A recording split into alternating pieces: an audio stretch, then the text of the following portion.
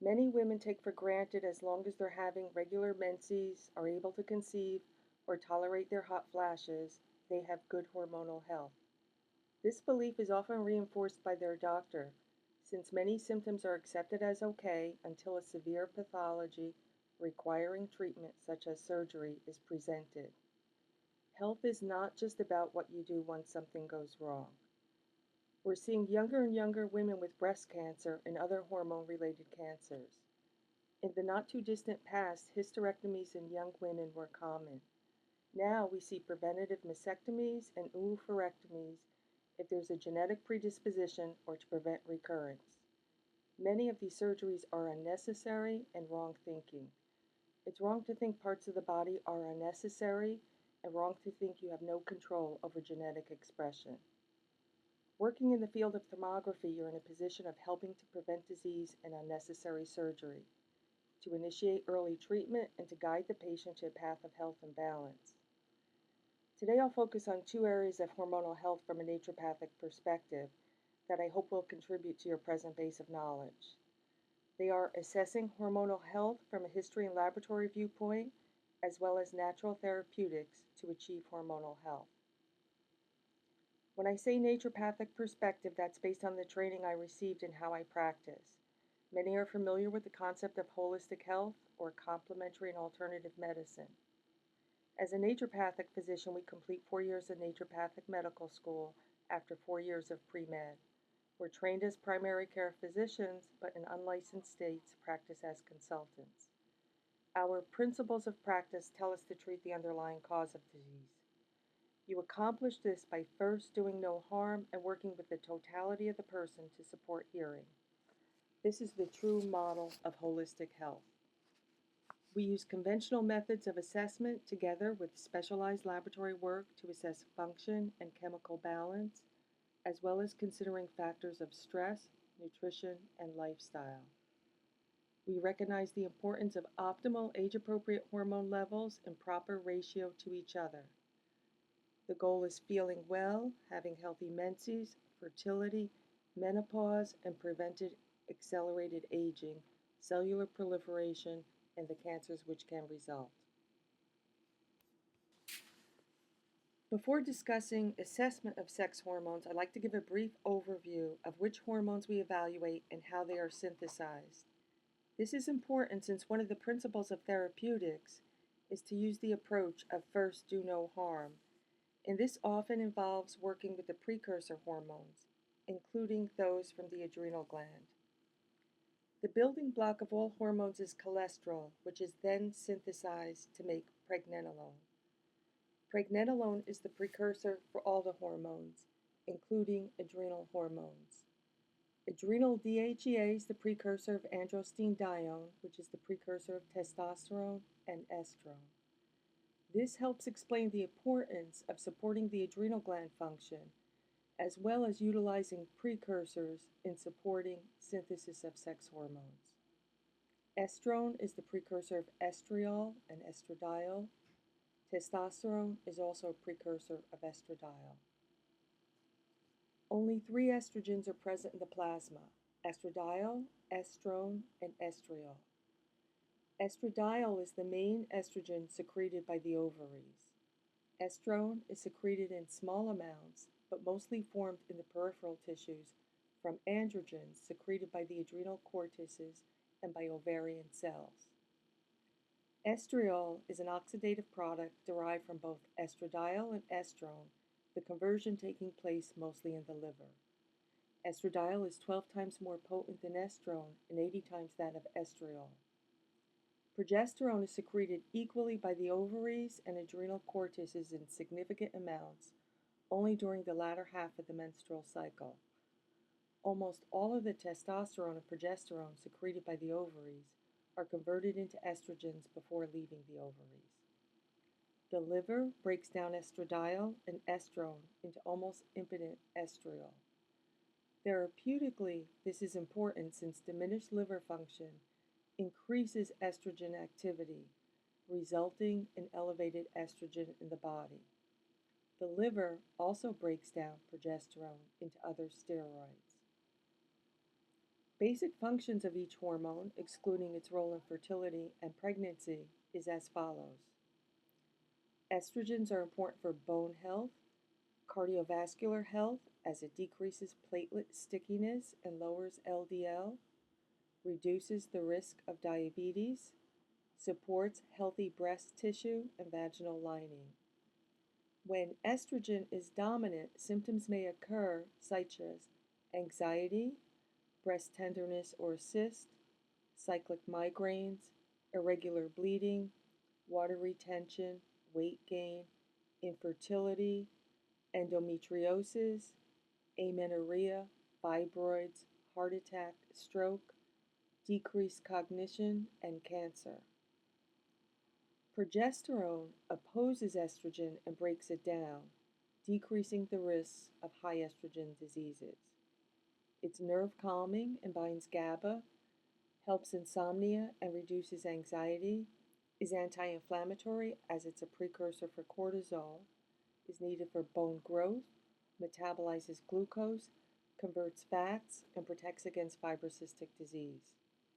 Testosterone is important for bone and cardiovascular health, libido, energy, lean muscle, and healthy skin. There are various types of hormonal imbalances and resulting pathologies. While each hormone has a role in health, an imbalance in the ratio of one hormone to another can create symptoms and pathology. Estradiol and progesterone are in a delicate balance with each other. Estradiol is dominant in the first half or follicular phase of the menstrual cycle, while progesterone is dominant in the second half or luteal phase. Overexposure to either of these hormones can create problems. If any hormone exceeds its normal level, overexposure causes cell receptors to downregulate, making them less sensitive to the hormone. This can result in symptoms pointing to deficiency even though tissue levels may be elevated. This supports the reasoning to use saliva tests, which measure free hormones circulating in target tissue. Hormones are made in the body, broken down in the liver, and eliminated via the intestines. Dysfunction in any of these areas can contribute to a hormonal imbalance. If the liver is sluggish or if one is constipated, hormone overload can occur. Toxins in the diet or environment can contribute to this overload. A variety of hormone imbalances can present with resulting pathologies and symptoms. Most notably are the estrogen dominant imbalances. This can occur even if the estrogen is low, but the progesterone is significantly lower. Thus, the ratio is still one of estrogen dominance. Often, imbalances go unchecked for 25 years or are complicated by a history of oral contraceptives or hormone replacement therapy. The same imbalances, which can present at the onset of menses, may persist and lead to infertility, fibroids, PMS, and later menopausal symptoms. Some common hormone imbalances and their resulting conditions are as follows. With PMS, it's usually estrogen dominant. Polycystic ovary disease with high androgens, testosterone, and DHEA. Fibroids and fibrocystic breast, again estrogen dominant. With perimenopause or menopause, you may see variations of imbalanced ratios of estrogens to progesterone to testosterone. With low testosterone, there may be depression, low libido, fatigue, weak muscle tone, and sagging skin. There's a higher risk of osteoporosis and coronary artery spasm. With high testosterone, one can feel agitated and angry. Facial hair, oily skin, and acne may occur. There's a correlation to insulin resistance and diabetes, as well as heart disease and cancer of the breast or uterus. With low estrogen, one may have hot flashes and not feel mentally sharp, with decreased verbal skills. Increased risk of bone loss or cardiovascular disease may result, and again, insulin resistance. With low progesterone, a classic sign is anxiety or insomnia. This profile has the highest risk of endometrial cancer, since progesterone opposes estradiol. Abnormal uterine bleeding, which is irregular, prolonged, or profuse, can occur. Hyperinsulinemia is also a risk. Each of these imbalances can be paired with other imbalances, and thus the symptoms often overlap, making assessment difficult to ascertain without appropriate laboratory testing. Assessing hormonal health must include many factors beyond laboratory testing, since any test provides information of what is happening now, but interpretation is best in the context of the patient's history. This would include a complete hormonal history from onset of menses to present, symptoms the patient presents with, family history, diet history, stress factors, and lifestyle. A physical and pelvic exam together with Pap test and appropriate diagnostic imaging studies provides screening and supportive data. A thorough menstrual history can determine if symptoms or pathology indicated hormonal imbalances in the past. This would include symptoms of PMS, severe cramps, abnormal bleeding, fibrocystic breast, fibroids, endometriosis, infertility, oral contraceptive use, or hormone replacement therapy. It may include ultrasound reports to follow the size of fibroids or ovarian cysts, whether stable or increasing in size. Perhaps the patient had prior thermographic imaging indicating areas of concern. A positive family history or genetic testing may indicate a predisposition to cancer, glucose imbalances, or hormonal imbalances. A nutrition assessment may indicate factors which could contribute to hormone imbalance. This might be a history of fad diets, high glycemic index foods contributing to insulin resistance, which correlates to polycystic ovary, or sugar imbalances, which further stress the adrenal glands. High animal protein correlates with high estrogen states. Conversely, a more plant-based diet is higher in phytoestrogens, which can modulate estrogen levels. Hormones and animal protein and fats can increase hormone levels in the body. Detoxification in the liver and kidneys could be diminished as a result of overload.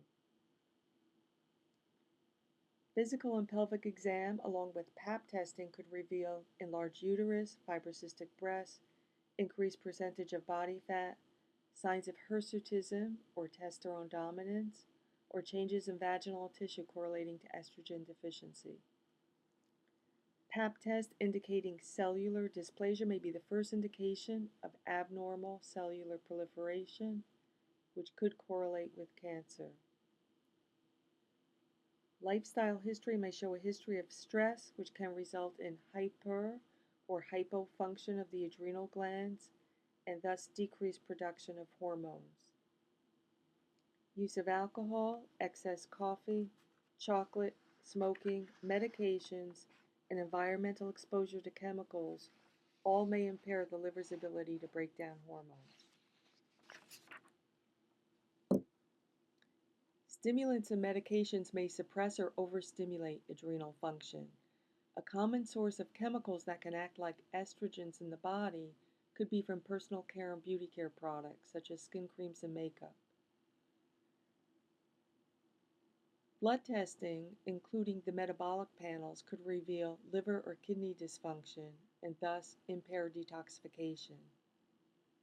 Diminished liver function may result in elevations of estrogen metabolite 16-alpha hydroxyestrone, which may be considered a risk factor for breast cancer, while metabolite 2-hydroxyestrone is not. Adequate cholesterol is needed to synthesize hormones. Markers for cardiovascular risk, such as C-reactive protein, which may indicate inflammation in the blood vessels, and homocysteine can be correlated to other risk factors. An elevated A1C may indicate insulin resistance, which can occur in PCOS with testosterone dominance. Bone resorption and bone density, if compromised, may indicate duration of the imbalance. Thyroid hormone levels should be assessed for a baseline even if no symptoms present, as this correlates to estrogen imbalances. While sex hormones in the blood is often used to monitor hormone treatment, the saliva may be more sensitive in assessing balance.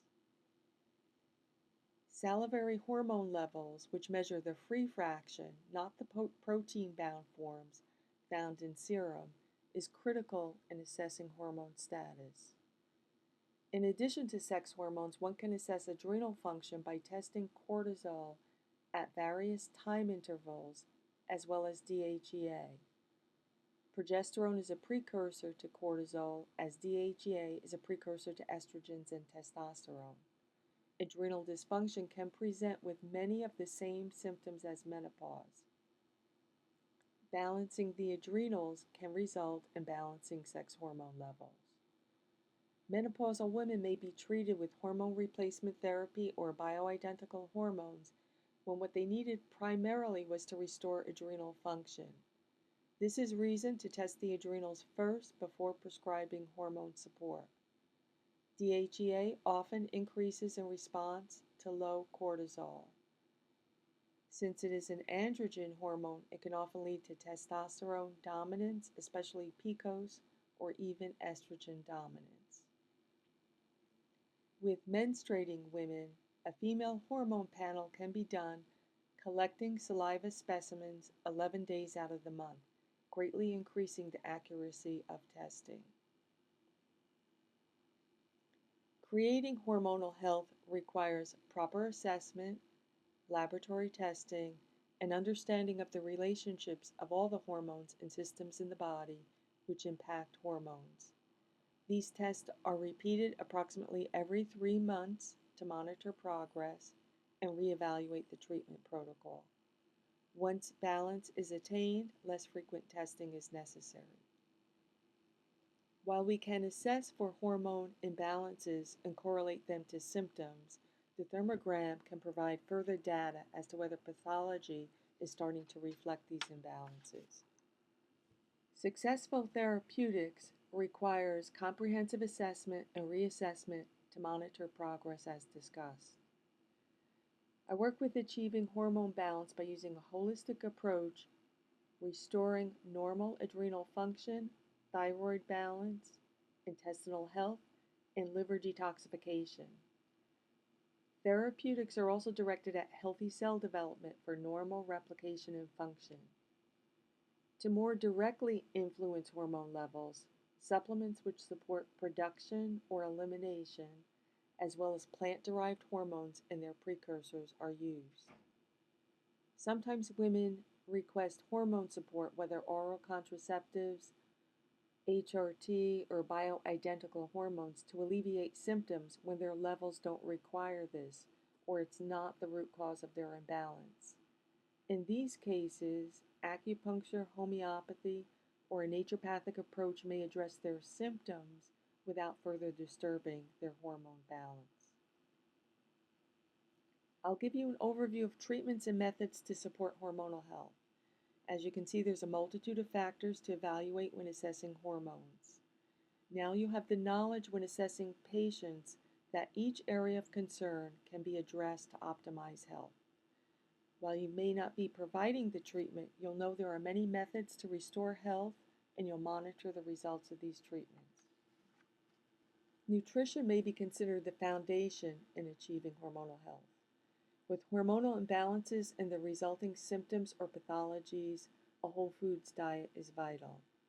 Nutritional supplements or nutraceuticals could include vitamins, minerals, botanicals, homeopathics, glandulars, amino acids, bioidentical hormones, or any category of nutraceutical which can support body function and chemistry.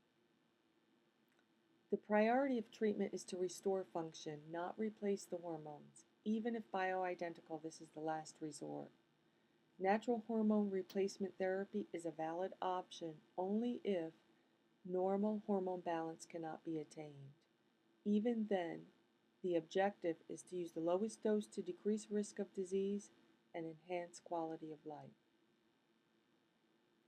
Especially with high estrogen or testosterone, it is important to support the liver's detoxification pathways.